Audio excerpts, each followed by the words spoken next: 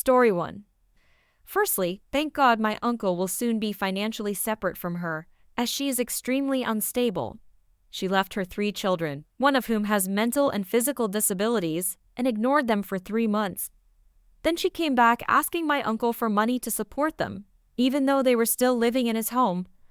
We came to find out she openly said she wished she had stayed with him until his parents died so she could take their money. She continuously criticizes my family in general. Recently, she also wronged my mother. My mother works with my uncle in a family business that she has nothing to do with. She called her lawyer saying that she deserves 50% of the company because of her pain and suffering. Believe me, she was anything but suffering in a marriage where she did none of the work.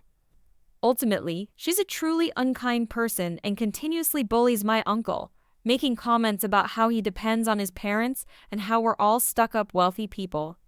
The moral of the story: if you're divorcing an unstable person, call your lawyer as soon as possible. Weeks after their separation, she forced her teenage daughter to sit with her while she scrolled through a dating app, talking about all the men she could be with who weren't her father. Now my uncle is dating another woman, and she has tried begging to get back into his life. Nice try, unstable lady, he's moved on. Also, yes, these children she's abandoned are her biological children. She gave birth to all 3 of them and now refuses to see them except for monthly dinners. Edit 2. Thank you, everyone, for all the kind words. She's completely unreasonable, so it's always great to hear that we aren't the only ones who think she's irrational. Story 2. I'm sitting in a doctor's office waiting room while a family member is being seen. I have headphones in, am doodling in a notebook, and nibbling on an oversized chocolate chip cookie. A woman and her maybe 3-year-old daughter sit a few seats away from me, and the child immediately starts screaming "cookie" at the top of her lungs repeatedly. I turn my music up and try to tune it out, until the lady leans over and yanks an earbud out of my ear. I let out a "what" because it caught on my earring, hurt like crazy, and surprised me. I just sat through a 5-minute lecture about how I shouldn't use that language in the presence of a child, how ashamed of myself I should be, and what do I have to say for myself? Meanwhile, the child is oblivious and still just screaming "cookie, cookie." I told her that I wouldn't have used that language had she kept her hands off my property and not caused me pain by almost ripping my earring out of my skin. Well, you're gonna give my daughter your cookie to make up for being so foul in front of her. And she reaches into my lap to grab my cookie. I push her hand away because the cookie was in a paper bag between my legs, so she was literally grasping at my lap, and tell her she can buy her own cookie. And if she reaches for me or my items again, she's getting reported for harassment. The receptionist, who has been watching all this, finally speaks up and says she's willing to call the police if I'd like and back up my statement. I don't feel like dealing with that, and it seemed to calm down the mom. So now I'm sitting here listening to my music and taking the smallest bites possible and acting like this is the most amazing thing I've ever eaten while making eye contact with her. She's glaring at me and keeps telling her kid the mean lady won't share her cookie, and I'm going to make them watch me enjoy eating this for as long as possible. Side note, who takes food from a random stranger to give to their child? What if this was a special brownie? What if I had medicine in it? How are people so irresponsible? Story 3. Okay, for some backstory, this happened in 1965. Just for clarification, I was 26 then. I'm 81 now. I had a pool party yesterday and thought about this encounter that I had. In my old neighborhood, my wife and I rented a home in a community of around 23 houses. Out of these 23 homes, we were 1 out of 7 with a pool because the previous owner ordered a pool when he had the house built. Adding a pool was around a $2,000 option, so many people didn't get it. Because I had a pool, a lot of people would try to come over to swim. Now, I was quite generous with my pool if people called first, but understandably, some weekends I wanted some peace and quiet. A new family had moved in to the left of me, and they heard that I was generous with my pool. So the mom and her 3 kids just came over in swimsuits and asked to use my pool.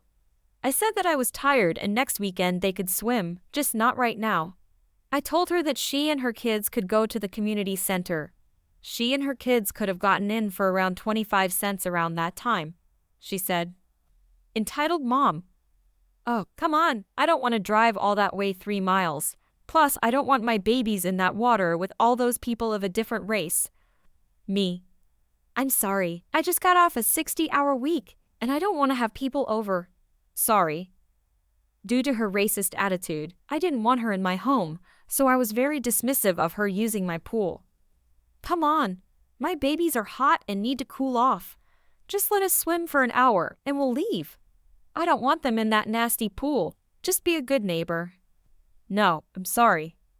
She then whispers something to her kids, and then they proceed to beg to use my pool. I just close the door on her. A few hours later, I hear my dog barking and people screaming.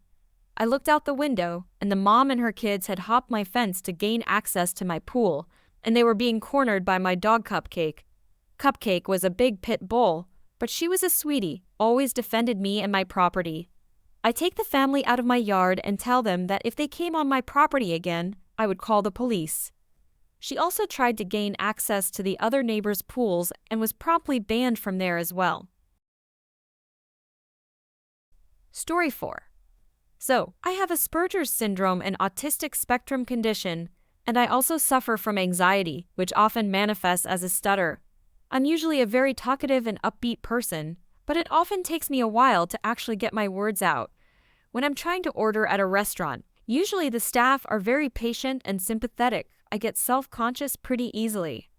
So, an entitled father comes along while I'm ordering food at a coffee shop. He's standing behind me with his little kid as I'm trying to order. My stutter kicks in, and the lady at the counter is pleasantly helping me along. Entitled dad. Come on, just spit it out, for God's sake. We've been waiting ages. I try not to look at him and continue with my own business. I briefly glance down at his kid, who is starting to look extremely uncomfortable. My kid's autistic, you know? We can't wait this long. Me, while stuttering. Yeah, so am I. So maybe you should be more understanding. Just hurry up, mate. Puts on a fake stutter as his stop being in attention as a seeker. I was kind of shocked he was just casually using inappropriate language in front of his little kid. What a great example to set, right? So I continue trying to finish giving my order so I can finally step aside and let this jerk have his turn once I've paid for mine. I'm feeling pretty self-conscious again now, and I'm starting to feel myself about to cry. I have a very strong emotional reaction to the smallest confrontations. I think the lady serving me probably saw the look in my eyes. Now, I have never met any of the employees here, but the woman on that cash register is and always will be my hero. After he tried ordering, she began asking him loads of unnecessarily specific questions about what sauce extras he wanted, but she was putting on a really exaggerated stutter. Register lady. Do you wah want and an anything else. He was standing there, trying to get her to spit it out as well, but she was taking like a full minute to say each sentence. You could see the cogs turning in his head. His kid was kind of laughing by now. I saw the register lady shoot him a little smile. Entitled dad. Right, you can stop mocking me right now. Register lady stuttering still. I'm sorry, sir, I have a speech impediment. I got my food and headed for a table, but I had a perfect view of the entitled dad trying to place his order and pay. Very slowly. It took no less than 15 minutes to finally get his order, and it was a very slow day. The kid looked happy when he was given a huge lump of marshmallows for having to wait. I like to pretend that the entitled dad got some extra saliva in his coffee. I tipped that waitress like 20 pounds after that. I didn't even have to get revenge. A kind-hearted waitress punished that rude man for me. Story 5. So this is a story about my own mother. Yep, she's the entitled parent. So, I am a young lady with a rather large chest. I'm an E in my country, and I think a DD in the USA. Because of that, if I'm leaving the house, bras are mandatory. About 2 years ago, when I was 19, I bought the most comfortable bra I had ever bought before. It was soft and silky, had nice, thick straps, 5 back clamps, etc. I only had that bra for about 3 months until the underwire broke free and started to stab me. It happened at university, and when I got home that afternoon, I told my mother about it. I like to think I take good care of my bras, as I usually only get rid of them because I outgrew them or the straps became too loose beyond adjustment. but not because they break. The bra was $60 and only 3 months old, so maybe it was just defective.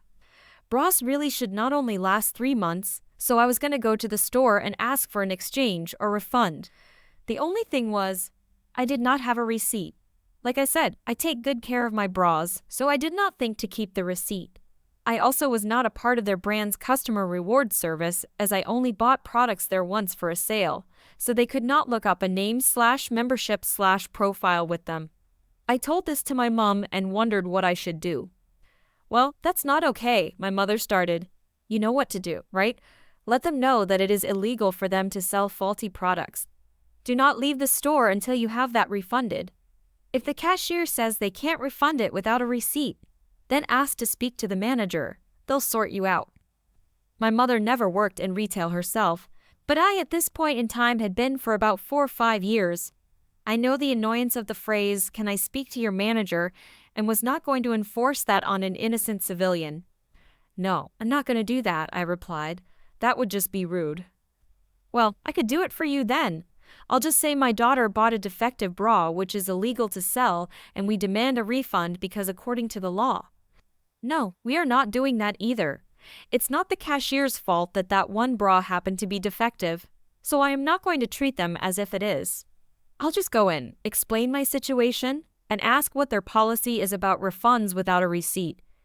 So you know what? Ladies and gentlemen, that is exactly what I did.